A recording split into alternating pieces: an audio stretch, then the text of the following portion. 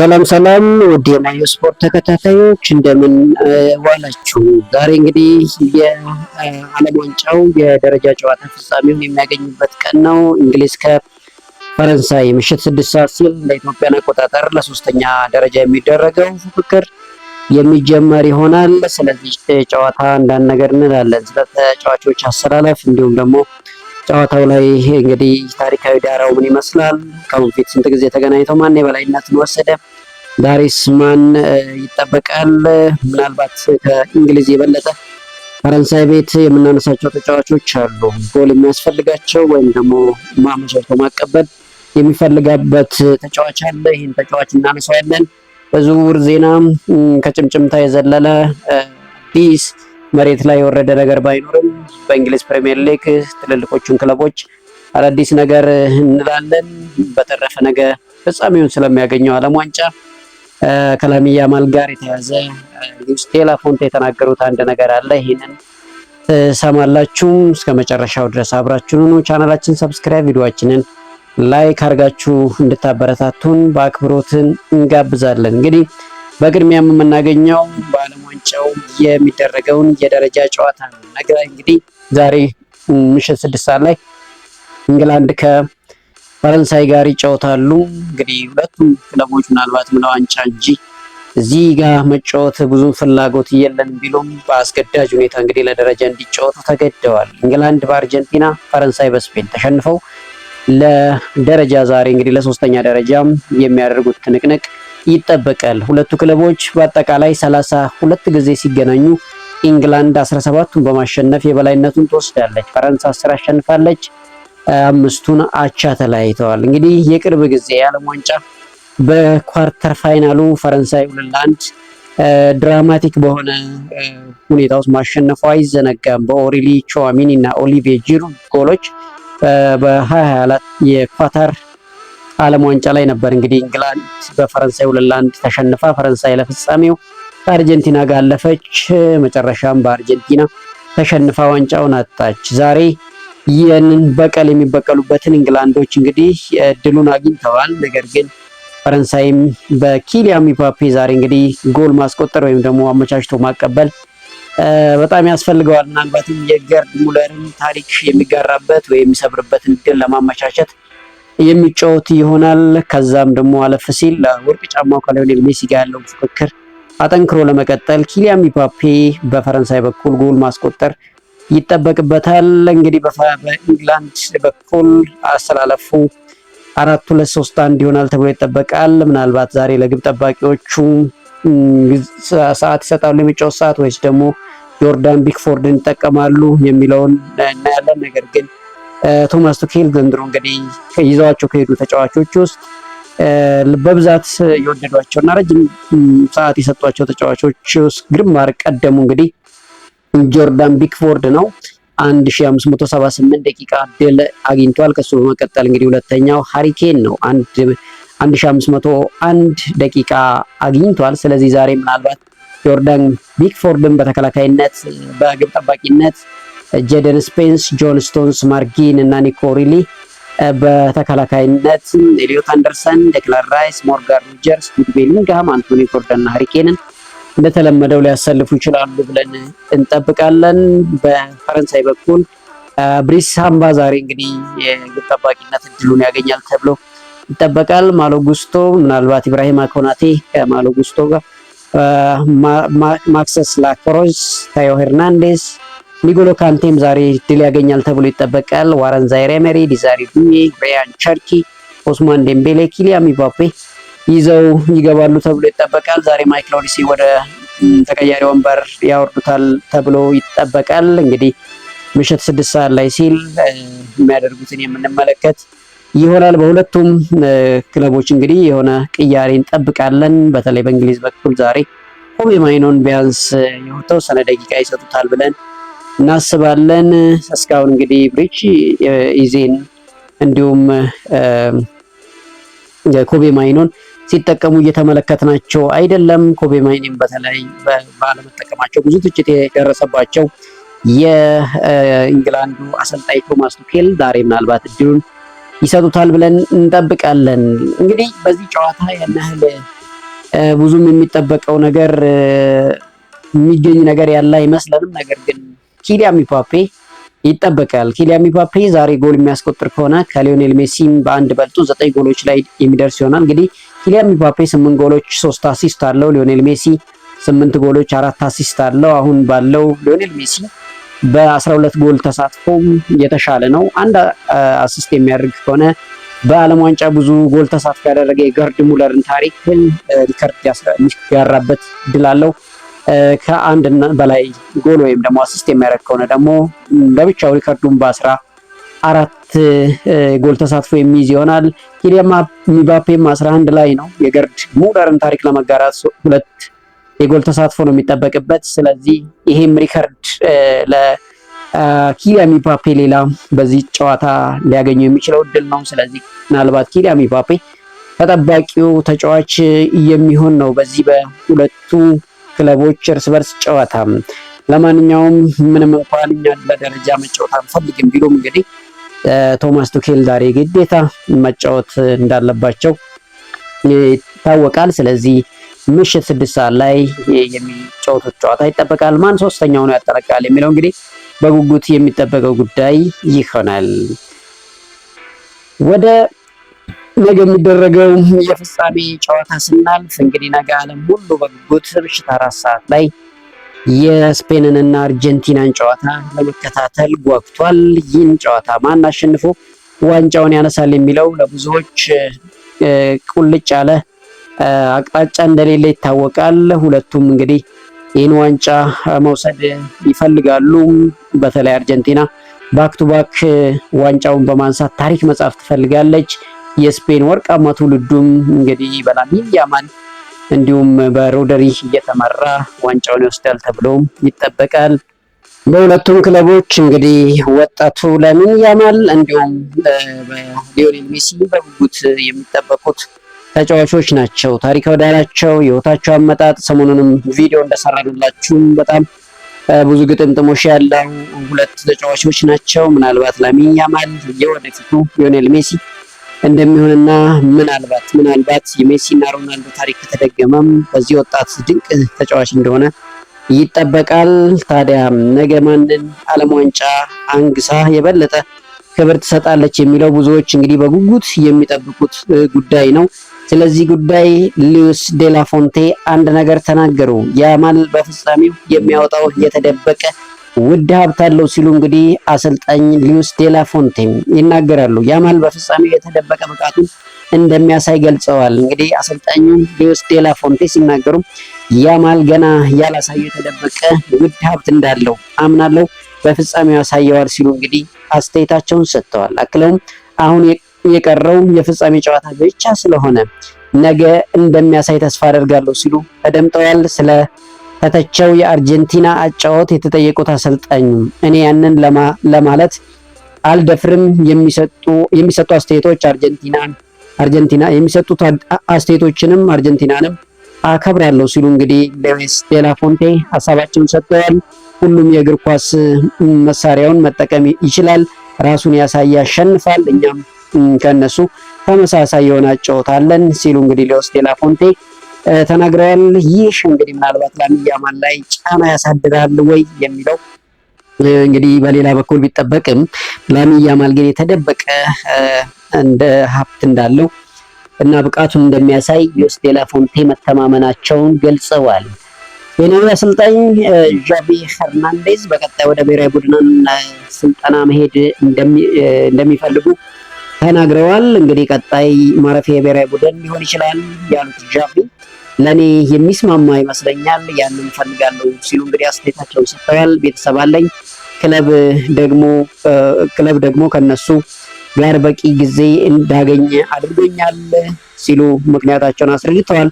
አክለውም በዓለም ዋንጫ፣ አውሮፓ ዋንጫ፣ አፍሪካ ዋንጫ እንዲሁም ኤሲያ በአሰልጣኝነት መሳተፍ እፈልጋለሁ ሲሉ እንግዲህ ተናግረዋል። በወደፊት በምን ልናያቸው እንችላለን የሚለው እንግዲህ ተጠባቂ ጉዳይ ነው።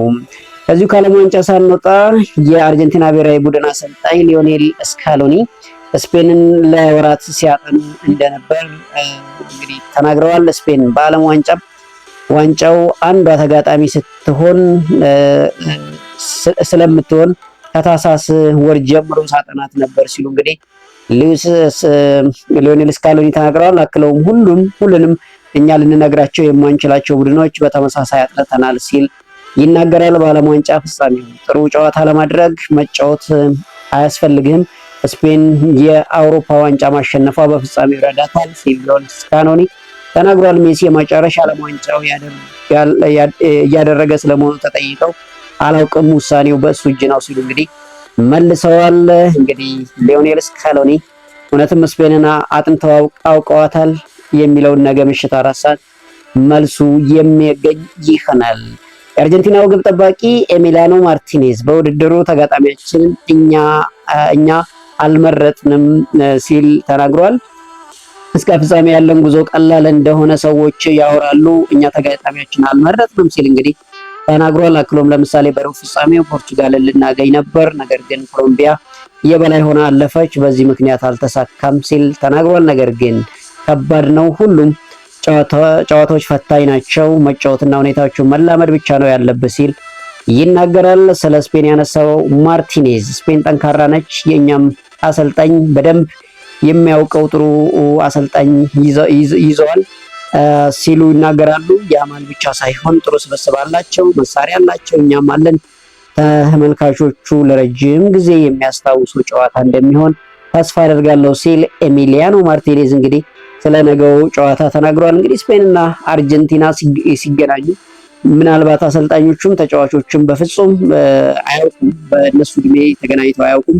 ምናልባት ሉዊስ ዴላ ፎንቴ ስፔንና አርጀንቲና በተገናኙበት ጊዜ የ5 ዓመት ህፃን ልጅ እንደነበሩ ይናገራል። እንግዲህ ሌሎቹ አብዛኞቹ ከዛ በኋላ ተወልደው እዚህ የደረሱ ናቸው። በዓለም ዋንጫ ፍጻሜ እንግዲህ ለመጀመሪያ ጊዜ ነው የሚገናኙት። ይህንን ዋንጫስ ማን አሸንፈው እንግዲህ ይከብራል የሚለው በጉጉት የሚጠበቀው ጉዳይ ነው። የቀድሞ እንግሊዛዊ ተጫዋች ማይክል ኦዌን በዓለም ዋንጫው ስፔን የተሻለ ውጤት ማስመዝገቧን ገልጿል። አርጀንቲና ግማሽ ፍጻሜ እስኪደርሱ ድሎች ነበሩ ሲል ማይክል ኦዌን እንግዲህ ጨምሮ ተናግሯል። ጥሎ ማለፉን ኬፕ ቨርዴ፣ ግብፅና ስዊዘርላንድን እንደገጠሙ ያስታውሰው ኦዌን እንግሊዝ ላይ ባለቀ ሰዓት ነው ያስቆጠሩት ሲል እንግዲህ አርጀንቲና በእድል ነው እዚህ ደረሰች የሚለውን ሀሳብ አጠንክሮታል። አርጀንቲና በውድድሩ እንደ ስፔን ጥሩ ውጤት አላስመዘገቡም የሚለው ኦዌን ስፔን ከአርጀንቲና የበለጠ ጠንካራ ነች፣ ዋንጫውን እንደምታሸንፍም ተስፋ አደርጋለሁ ሲል እንግዲህ ማይክል ኦዌን የዋንጫውን የማረፊያ ስፔን እንደሚሆን ገምቷል። እናንተስ ማን ዋንጫውን ያነሳል የሚለው እንግዲህ ግምታችሁን በኮመንት ሴክሽን ማጋራታችሁን እንዳትዘነጉ። አርጀንቲና የኮከብ ሊዮኔል ሜሲ ከዓመታት በፊት ላሚን ያማል ጋር እንግዲህ ስላላቸው ታዋቂ ፎቶ አንስቷል። እኛም ስለዛ ፎቶ እንግዲህ ዳሰሳ አድርገላችኋል። በልጅነቱ አብረን ያለን ፎቶ የሚደንቅ ነው ያለው ሜሲ አሁን እርስ በርስ ልንጫወት ነው፣ ህይወት ባልጠበቁ ነገሮች የተሞላች ነች ሲል እንግዲህ ሊዮኔል ሜሲ ተናግሯል። አክሎም ያማል በአሁኑ ሰዓት ከዓለም ምርጥ ተጫዋቾች አንዱ ነው፣ እኛ ባርሴሎናዎች እሱ ስላለን ድለኞች ነን፣ ጥሩ ነገር እመኝለታለሁ ሲል ሊዮኔል ሜሲ እንግዲህ ለህፃኑ ላሚን ያማል መልካም ምኞቱን ተናግሯል። በፍጻሜው ጥሩ ጨዋታ ለማድረግ እንሞክራለን፣ ነገር ግን ያማልና የቡድን አጋሮቹም በምርጥ አቋማቸው ላይ እንደማይሆኑ ተስፋ አደርጋለሁ ሲል ተናግሯል። ስፔን በርካታ ጥሩ ተጫዋቾች አሏት፣ እነሱን ማቆም አለብን ሲል እንግዲህ ሊዮኔል ሜሲ ተናግሯል። በተያያዘ ዜና እንግዲህ ሮደሪ ደግሞ ሜሲን በፍጹም ከፍጹም ቅጣት ምት ሳጥን ማቅረብ የለብንም፣ እሱን ማራቅ አለብን ሲል ተናግሯል። የስፔን ብሔራዊ ቡድን አምበል ሮደሪ የሊዮኔል ሜሲን ስጋት ለመቀነስ እቅድ መንደፋቸውን እንግዲህ ተናግሯል። ሮደሪ ሲናገርም ሊዮኔል ሜሲን ከፍጹም ቅጣት ምት ክልሎች ማራቅ አለብን ሲል ተደምጧል።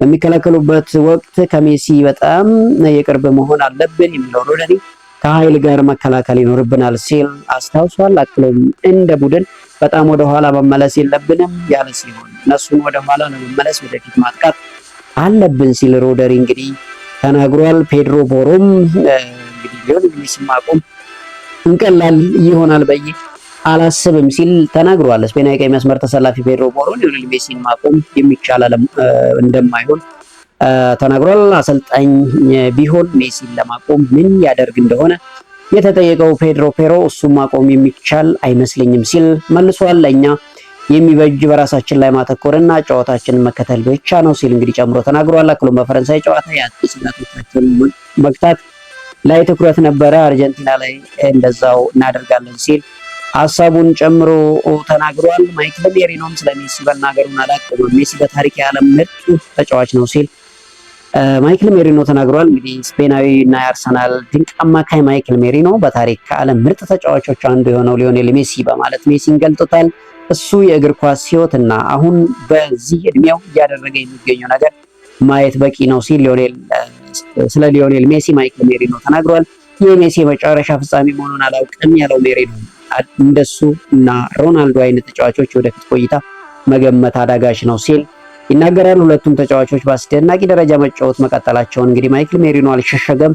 መጨረሻውን ማን እንግዲህ ያሸንፋል የሚለው በጉጉት እንዲጠበቅ እያደረገው ሆኗል። እዚህ ዓለም ዋንጫ የስፔን ብሔራዊ ቡድን አሰልጣኝ ሉዊስ ዴላ ፎንቴም የአርጀንቲና የሃይላይት ጨዋታ አሳስቧቸው እንደሆነ ተጠይቀው ነበር። አሰልጣኙ በምላሻቸው በዚህ ጉዳይ የዳኛው የጨዋታ አመራር አቅም የራሱን አይነተኛ ሚና ይጫወታል ሲል ተደምጧል።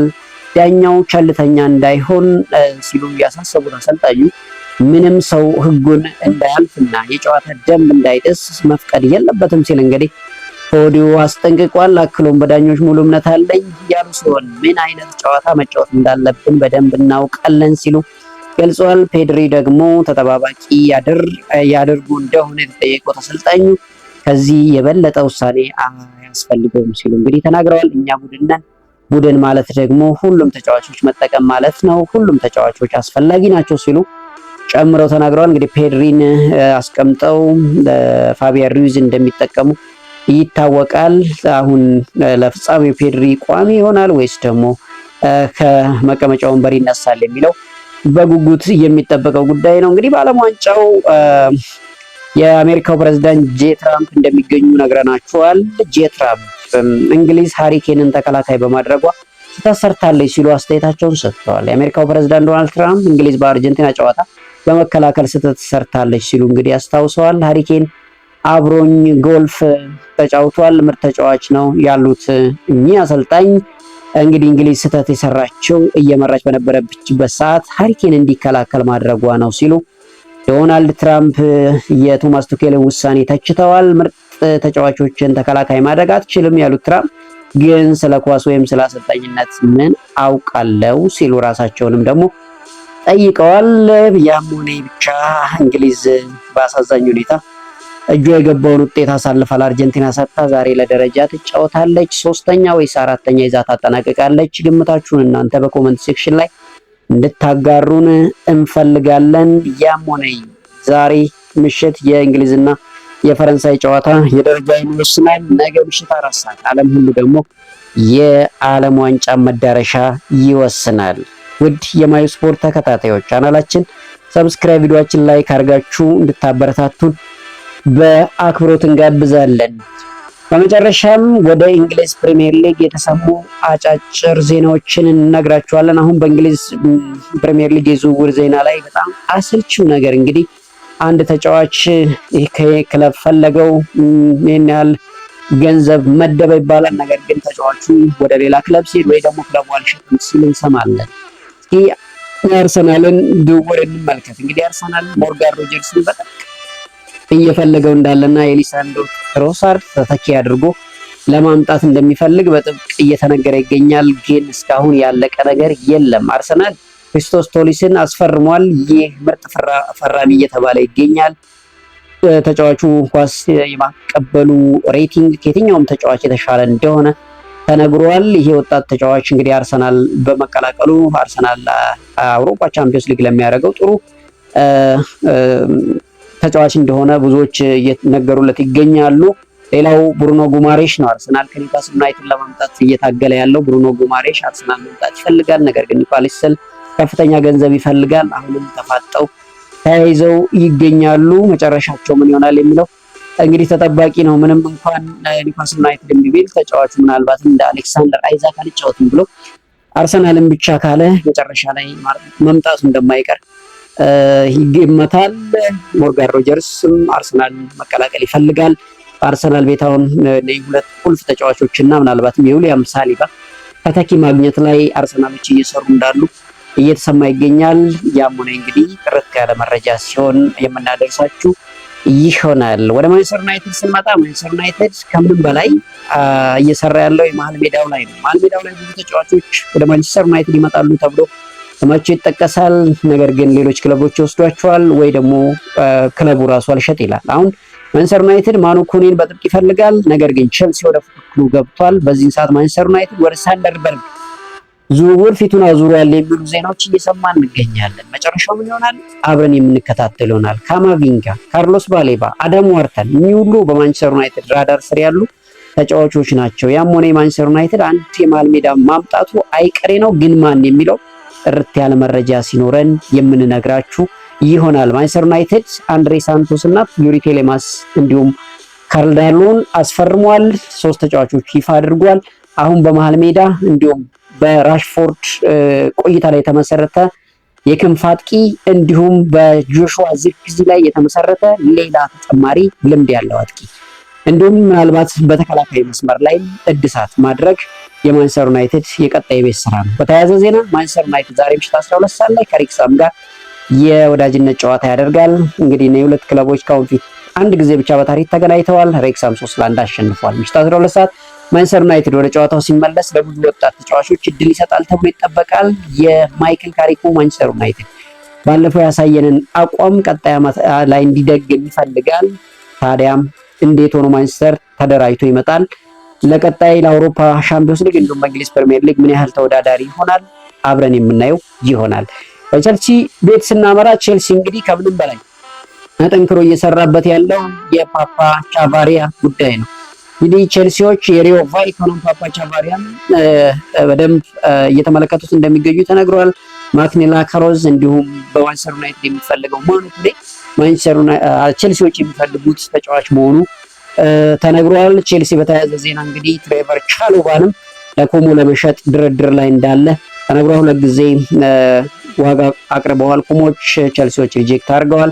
ምናልባት 3ኛ ዋጋ ያቀርቡለታል ተብሎ ይጠበቃል። መጨረሻው የኮሞ ማረፊያው ይሆናል ተብሎ ይጠበቃል። ቼልሲ እንግዲህ ቡድኑን ያጠናክራል ተብሎ ይጠበቃል። የዝውውሩ ገና ነው። ማንን አመጡ የበለጠ ራሱን ያጠናክራል የሚለው በቼልሲ ቤትም የሚጠበቀው ጉዳይ ነው። ወደ ሊቨርፑል ቤት ስናመራ እንግዲህ በሊቨርፑል ቤት አሁንም የዝውውር ጉዳዮች እየተነሱ ይገኛሉ።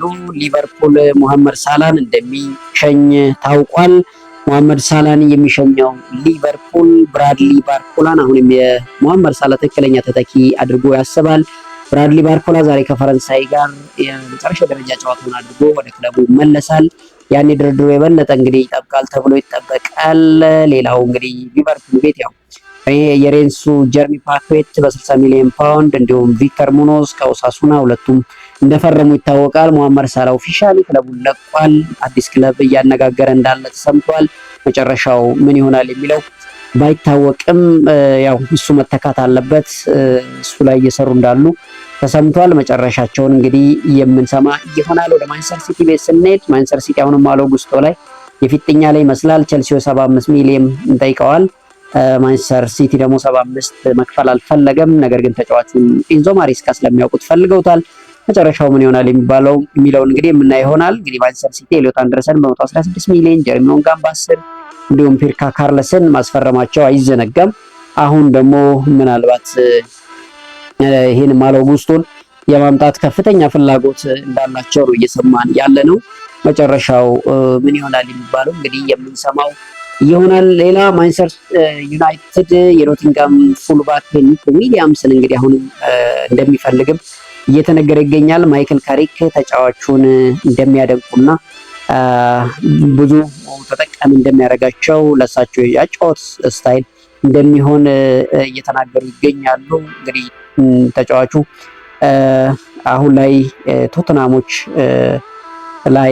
ቶተናሞችም ወደዚህ ዝውውር እንደገቡና በጥብቅ እንደሚፈልጉት እየተነገረለት ይገኛል። ማንቸስተር ዩናይትድ ብዙ ተጫዋቾች ጋር ስሙ እየተያዘ ይገኛል። እንግዲህ እስካልፈረሙ ድረስ አሁን ምንም ማለት አንችልም። ነገር ግን ይህም በማንቸስተር ዩናይትድ በቤት እየተነሳ ያለው ዜና ነው። ያው ከሰሞኑ የሉዊስ ሃልን ጉዳይ ነግረናቸዋል። ሉዊስ ሃል ማንቸስተር ዩናይትድ የበለጠ እየሰራበት ያለው ጉዳይ ነው። ለረጅም ጊዜ የመሃል ሜዳው አሌክስ ስኮት ጉዳይንም ማንቸስተር ዩናይትድ እንግዲህ ሲሰራ ቆይቷል። ነገር ግን አሌክስ ስኮት እንደማይለቀቅ ክለቡ አሳውቋል። እንደውም ኮንትራት ለማስፈረም እያሰቡ እንዳሉ ተሰምቷል። ስለዚህ መጨረሻው ምን ይሆናል የሚለው መጨረሻ ላይ የምናየው ይሆናል። መጨረሻ ቶተናምን እናንሳው። ቶተናም እንግዲህ በሮበርቶ ዲዘርቢ እየተመራ ሳንድሮ ቶናሊን በመቶ ማቲያስ ፈርናንዴዝም በ85 አመጥቷል። አሁን ደግሞ ጃን ፓውል ሃኬን በ60 ሚሊዮን ፓውንድ ለማምጣት እንግዲህ እየተደራደረ እንዳለ ተሰምቷል። እንግዲህ ቶተናም በሮበርቶ ዲዘርቢ ምን አይነት ቅርጽ ይዞ እንደሚመጣ ለብዙዎቻችን የምንጠብቀው ቢሆንም ቶተናሞች የበለጠ እየሰሩ እንዳሉ ተሰምቷል። ሌላው ሳቪኒዮ ነው። ሳቪኒዮን እንግዲህ ለማስፈረም ከማንቸስተር ሲቲ ጥሩ ድርድር ላይ እያደረጉ እንዳሉ እና የበለጠ ገፍቶ እየሄደበት እንዳለ ተሰምቷል። እስከ 65 ሚሊዮን ፓውንድ እንግዲህ ለማንቸስተር ሲቲ ለመክፈል ፈቃደኛ ሁላ እንደሆኑ እየተነገረ ይገኛል። ረንደን ኮሎሚያኒ ሌላው ከፒኤስጂ የሚፈልጉት የፈረንሳይ አጥቂ መስመር ተጫዋች ነው። ጁቬንቱስም ይህንን ተጫዋች ይፈልጋል። ነገር ግን ሪቻርልሰንን ከቶተናም ጁቬንቱስ ስለሚፈልግ ምናልባት ለሪቻርልሰንን ለጁቬንቱስ ከሰጡት ጁቬ ከረንደን ኮሎሚያኒ ስለሚወጣ በነፃነት የሚያገኙት ይመስላል። እንግዲህ ትክክለኛ 9 ቁጥር ለማግኘት እየሰሩ ይገኛሉ። ሌላው ምናልባት ክሪስቲያን ሮሜሮ ቶተናም የሚወጣበት አጋጣሚ እንዳለ እየተነገረ ይገኛል። ባርሴሎና፣ ሪያል ማድሪድ፣ ኢንተር ሚላን፣ አትሌቲኮ ማድሪድ አይናቸውን የጣሉበት ተጫዋች ነው። እንግዲህ እስከ 50 ሚሊዮን ፓውንድ ከከፈሉ ይህን ተጫዋች እንደሚያገኙት እርግጠኛ ናቸው እየተባለ ነው።